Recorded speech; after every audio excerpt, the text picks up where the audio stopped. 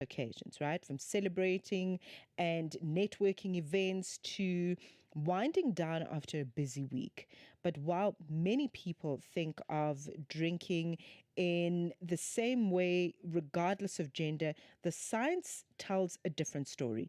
Women process alcohol differently, believe it or not, from the masculine physiology, and even moderate drinking can have unique implications for hormonal health, for fertility, pregnancy, menopause, and the risk of certain diseases increases with alcohol consumption in women, such as breast cancer, for example. So today we're going to be unpacking why alcohol affects women's bodies differently and what the latest evidence says. So we're going to look at the empirical evidence and the data that is presented to us with regards to this conversation. Dr.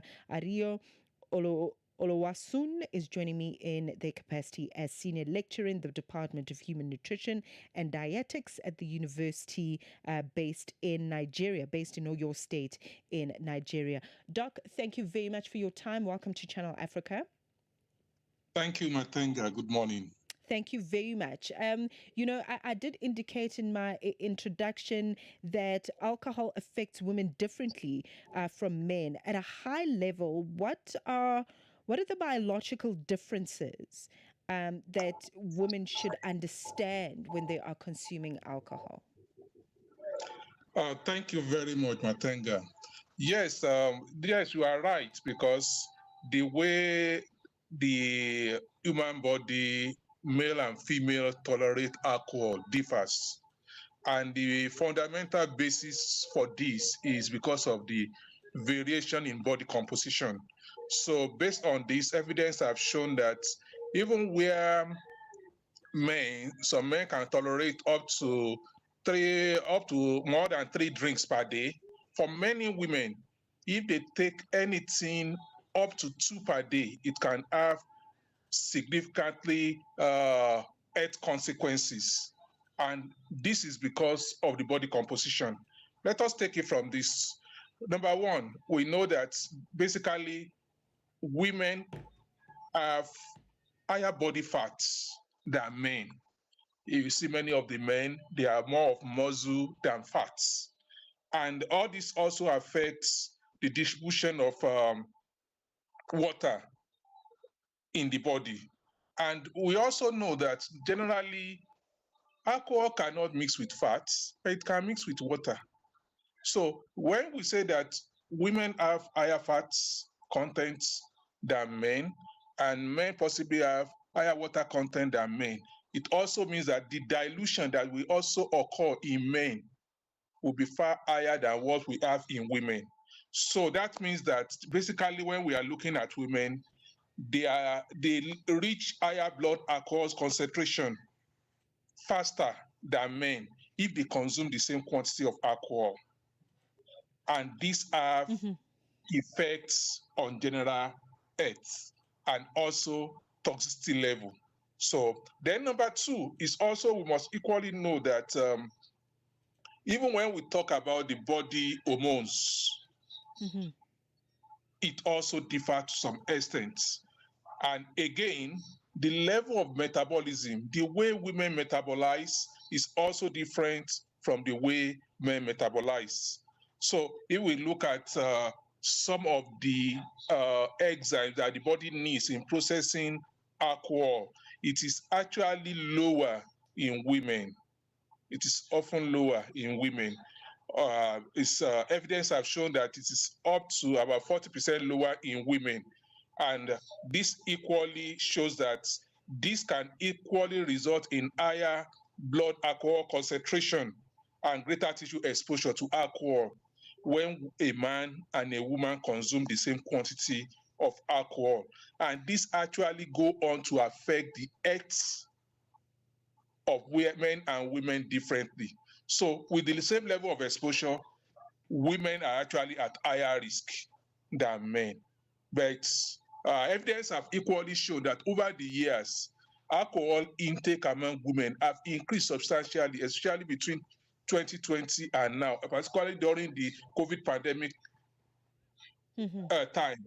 Evidence have shown that women alcohol intake have increased. So what we are saying also here is that the body chemistry of male is different from female, and this equally affect the way we process alcohol. And that means that even when we are talking about alcohol, women should be particularly more careful and more intentional in controlling their consumption. Thank you. Okay. I heard the operative word control. So can we still drink alcohol? Because also, Doc, I really want us to look at this from, how alcohol actually interacts with the feminine body at different stages of life. Because we've seen, women through life experience, not necessarily scientifically, note that I could handle alcohol better when I was 21.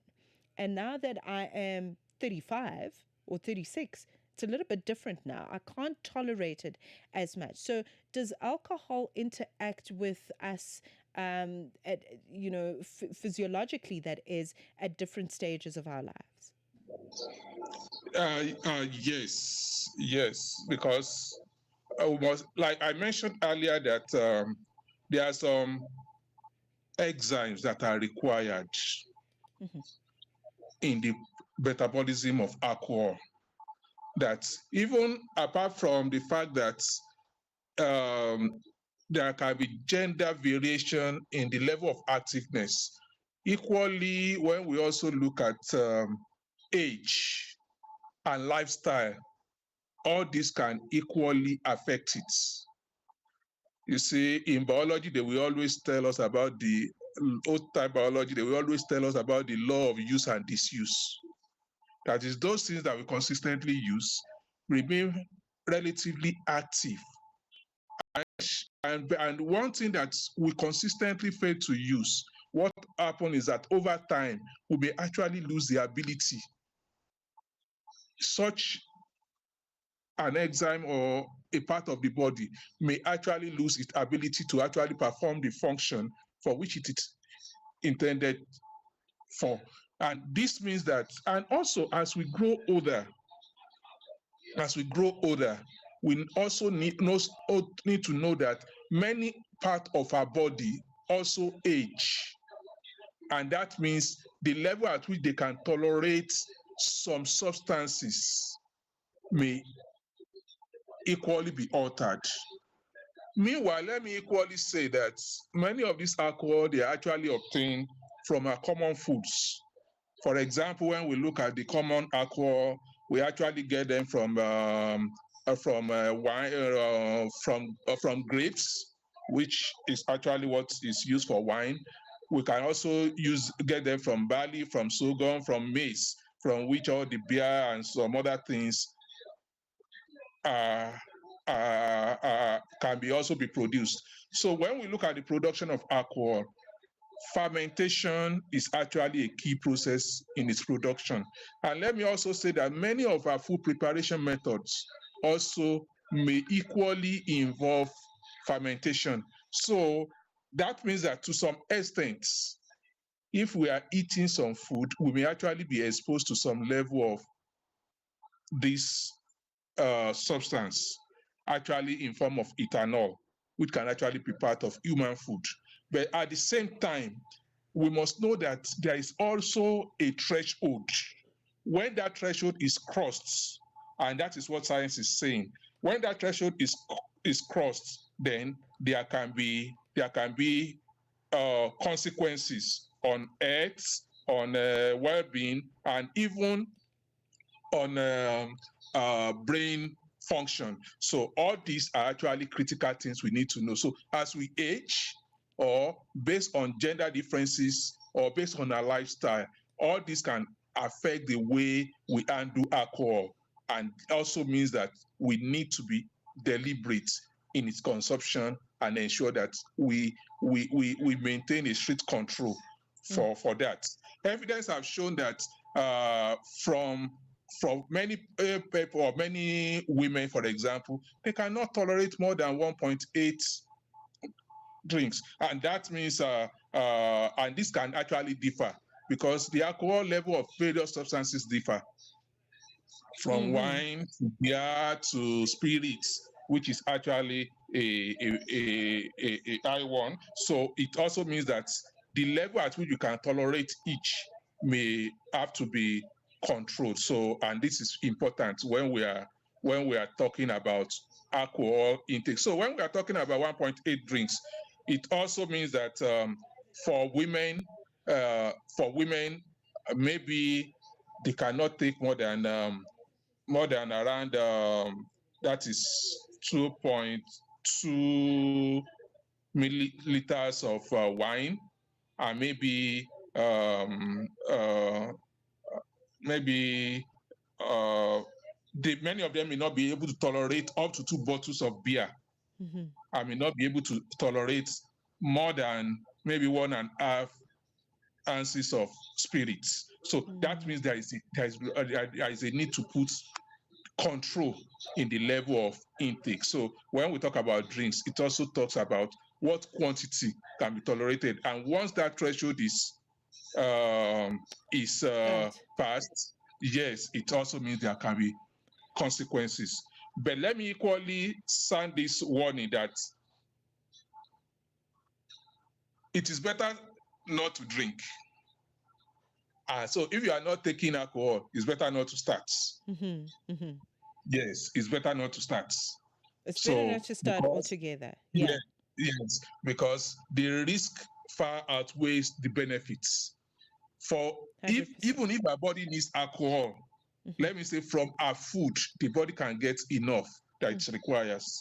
So the risk far outweighs the benefit. So if you are not drinking, don't start. And if you drink, we also need to control it. You need to deliberately drink less. Mm-hmm. You need to deliberately drink less.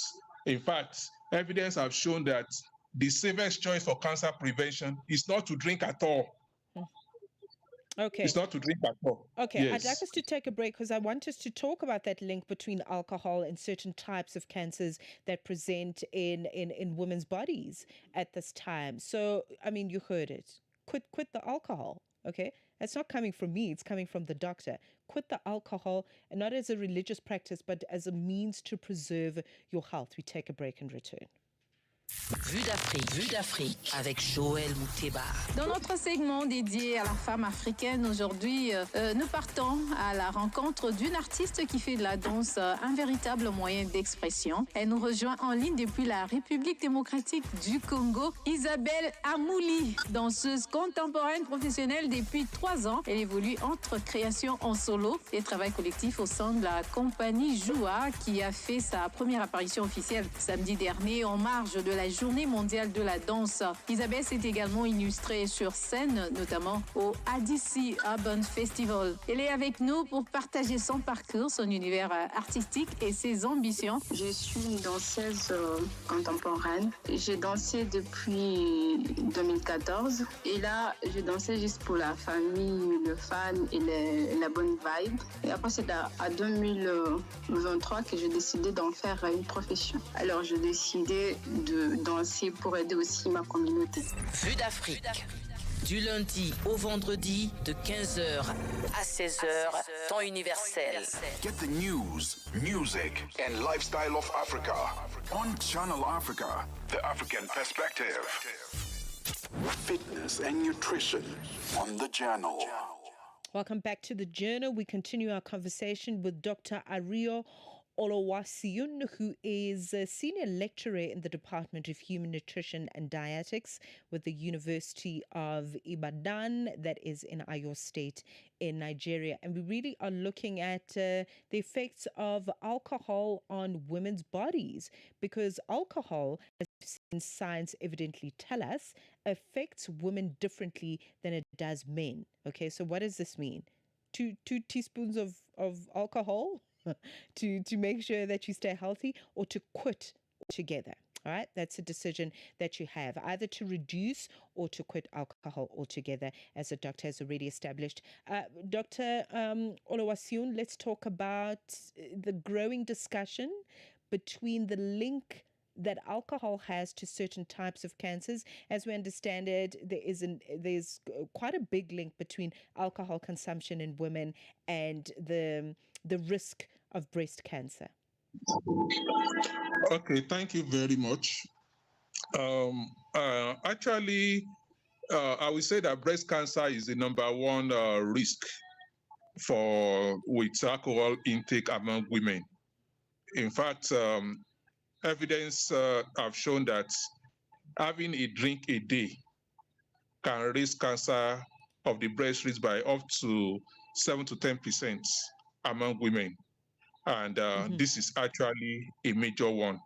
So evidence has shown that alcohol causes about 4 in 25 of all breast cancer. And that means that when we, after looking at issues like obesity and smoking, alcohol intake is another major driver of breast cancer. But not just breast cancer too. Evidence have shown, because you see, ethanol, which is the alcohol we are talking about, is considered a carcinogen. And what it means, because the liver is actually the organ that processes, that detoxify. It has several functions when it comes to metabolism of whatever we consume. So it's also one of the organs that may be affected when there is intake, when alcohol intake is high. So over time, alcohol can actually put burden on the liver and lead to liver damage. Evidence also exists that colorectal cancer, cancer of the mouth have equally been reported. But we must equally note that it's not just about cancer. There are several other health risks that are associated with alcohol intake among women. And that is why we actually need to really educate our women.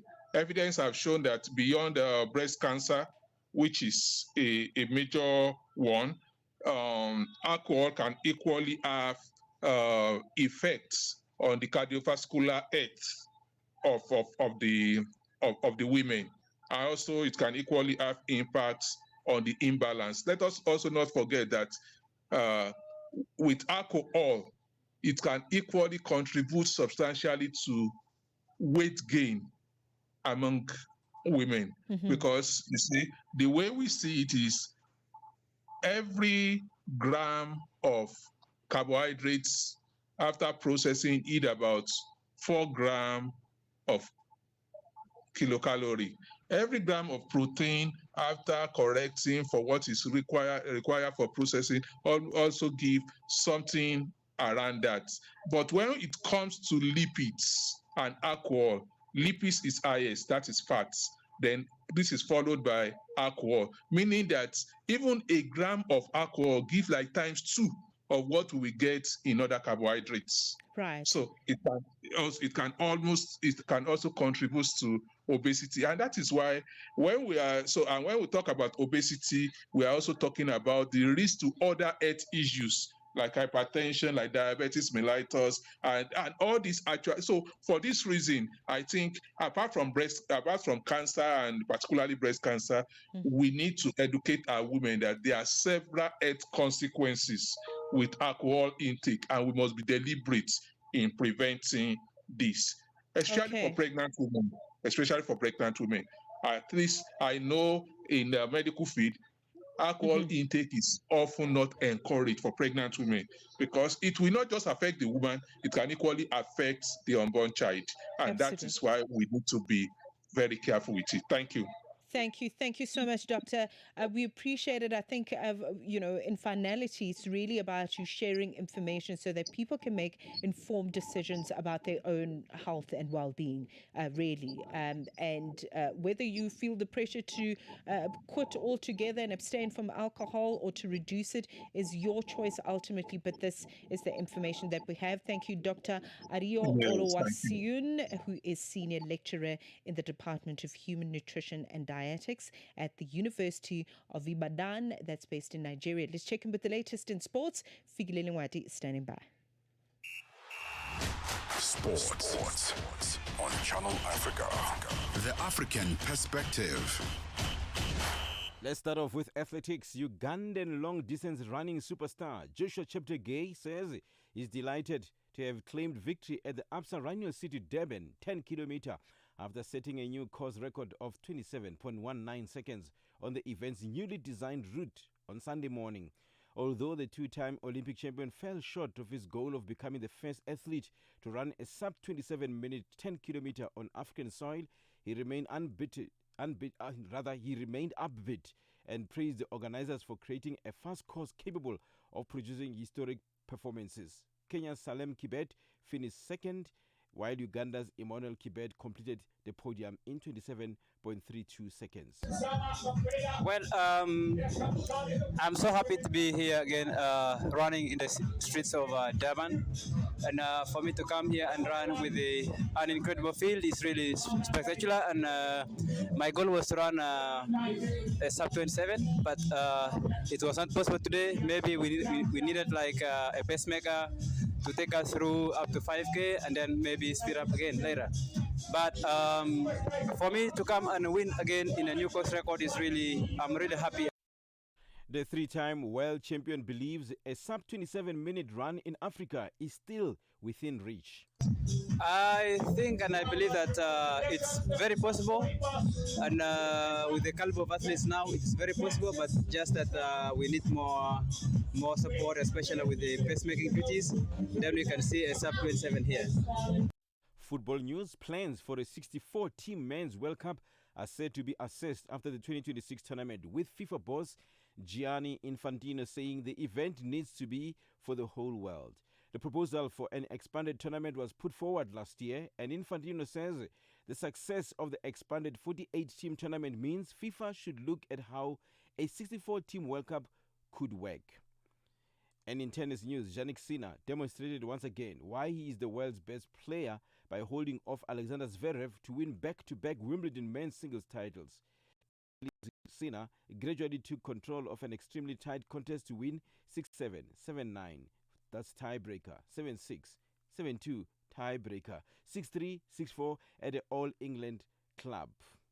But in the same time, it has been an amazing final once again, and it always takes two players, and me and Sasha, we try to give everything we have. I'm very happy, of course, about the win, but I'm mostly very happy about the level we both played, and you are the reasons. There's no better place, honestly, to play tennis. Standing here. For any sports stories you'd like to share with us, please send us an email to newsroom@channelafrica.co.za or call us on +2711 714 4459. This is Channel Africa Sport with me, Figure Lungwati. Sports on Channel Africa. The African Perspective. Hi there. Do you want to elevate your business and give it a voice in South Africa and Africa as a whole? Well, in that case, let Channel Africa make this a possibility. Channel Africa is willing to advertise your business for as little as 30,000 rands or $1,719.18. To get access to these great rates, send all requests to mokoenata@SABC. That's MOKOENATA@SABC. Channel Africa, the African Perspective. 24 minutes to go until the top of 10 a.m. We check in with the latest in business news.